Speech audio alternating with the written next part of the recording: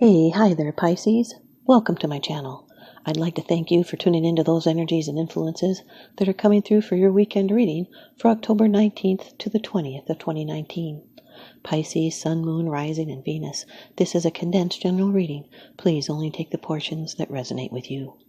Okay, Pisces, off camera to save time, I've done a protective blessing. I've meditated over and shuffled these cards just for you. Your first card, it's the general atmosphere. It's the background and the basis of the matter. The Four of Swords, Pisces, air energy. This is a card of resting, retreating, taking a break, meditating, healing. It's healing and recuperation and gathering up your strength. It's resting. It's going to be peaceful. It's planning your next moves wisely and maybe keeping some of these plans to yourself. Soon there's going to be a change for a better. Could be seeking an expert for advice. It's incubating ideas and taking time for a break. It's retreating to a quiet place to recuperate from illness or work through a problem or get some fresh ideas. But it is a needed rest to gain back your strength, and you should be taking it easy. And stop and settle your spirit in order to rest after a hard time. And think over a problem so you can make the right decision. It's a rest and a retreat after a struggle, a quiet period for thinking things through, allowing yourself some peace and quiet and relaxing, taking life easy, so that your mind can focus on an issue. There's a silver lining because it's you that's in control. There's healing, sleep, and dreams, and a needed relief from mental stress, and you're feeling hungry for quiet. It's the end of conflict, feeling detached from drama. Your second card, and this is the energy that's crossing over your path. Number 4 of the major arcana of the Rider-Waite deck, the Emperor. This can be an Aries, Sun, Moon, Rising, Venus, and anyone that has a lot of Aries in their chart, could be you even. This is a divine masculine card. It represents authority and leadership. It stands for the domination of the material world, for authority, paternity, and the regulation of life by law. It's order and structure and stability, and a reminder that the flesh is not the enemy of the spirit, but its vehicle, and spirit is not the enemy of the flesh, but its driving force. It's leadership and mental activity, domination, the fruits of toil and the results of action.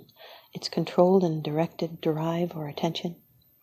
It's exercising power wisely, with structure and control, authority and law and rules, which can become repressive.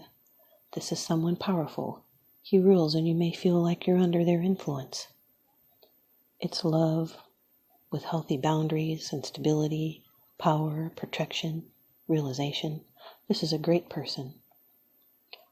They're full of conviction and authority and will. They have supreme authority and worldly power. He's a beneficent ruler, and he will fight for what is right and what is his duty to protect. They're a father figure. They could be giving fatherly advice. They're a solid leader, a natural-born leader, and they have the right to rule. So look for issues related to authority. This is a protective male force, especially of the home and of domestic harmony. He tells us the idea of that what is worth having is worth fighting for. It's realizing your goals or reaching out to begin, and you may be required to take charge. Sometimes this appears when someone is struggling to achieve independence, become their own person, or reconcile father issues. This could be a boss or a husband. The Four of Swords with the Emperor. This echoes the isolation from being bothered by what others are doing. Your third card. This is how it affects you. This can be your attitude. The Nine of Swords, Pisces. Air energy. This is a card of worry.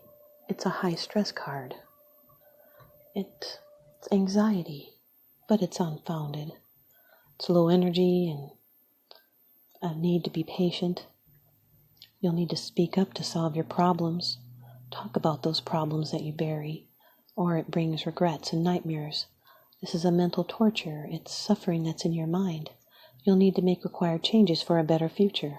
This can be ruined plans or health worries, and steps should be taken to solve these problems. And you are near the end of your mental ordeal. This is a preoccupation with a past experience, and its wisdom and strength that's gained through experience. Or you might be having nightmares or trouble sleeping because of all the thoughts racing through your mind, or you may be feeling ill and worried about your health. But worrying is pointless unless it drives you to take action. Now confront your worries and fears and take steps to solve your problems.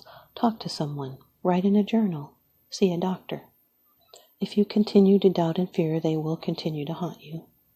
This could be someone feeling unworthy, or they're overly fearful and worried about the future. Could be overly sensitive to other people's opinions.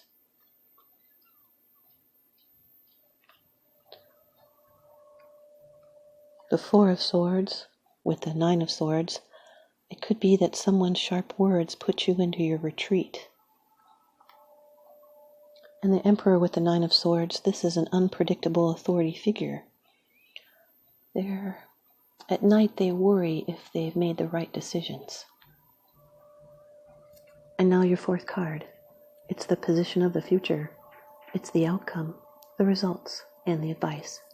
Number 5 of the major arcana, the Hierophant. This can be a Taurus, Sun, Moon, Rising, Venus. Doesn't have to be though. This has to do with assistance from a wise and helpful person. It has to do with spiritual truth and living by a higher code of conduct. This is wisdom revealed. It can be a relationship, a commitment, acting respectable, a marriage. This card is also known as the Pope, or the teacher, or the counselor. It could be making a vow and receiving a blessing, and letting reason be your guide and not passion.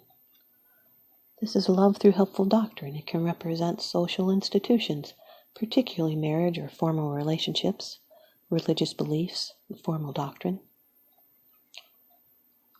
It could be a group authority is active in your life and you feel loyalty to this group.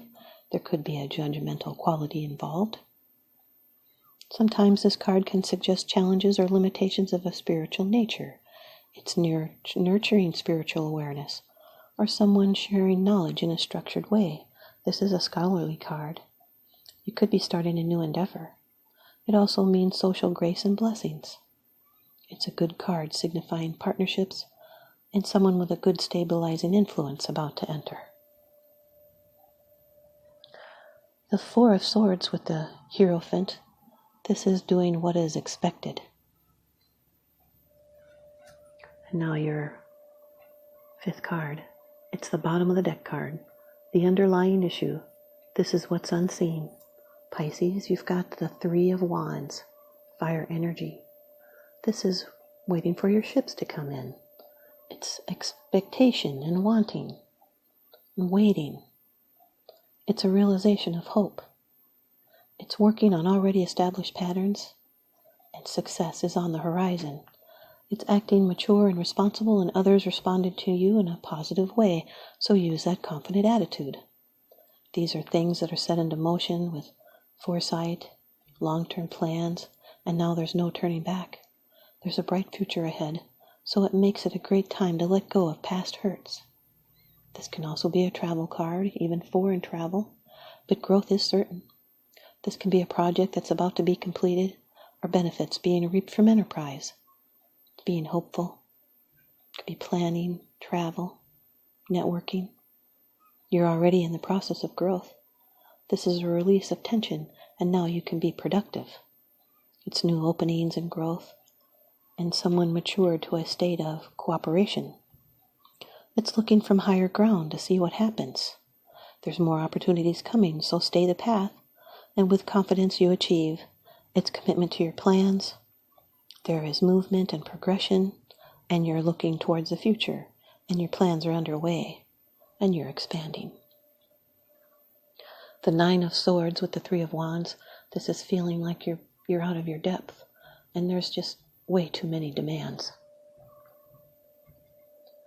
Here's your advice from the Oracle deck. Ask Your Guides by Sonia Choquette.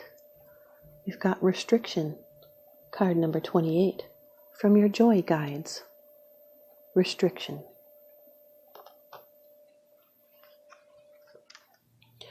Has to do with assumptions, rigidity, limitations, and prejudice. Your joy guides are tapping at your mind's door, hoping to open it and free you from the corner any narrow or presumptuous thinking on your part may be unwittingly backing you into. If you fall into the trap of running on too many assumptions or operating on unexamined preconceived notions, you quickly eliminate all your options, leading you to a damned if I do or damned if I don't cycle of frustration.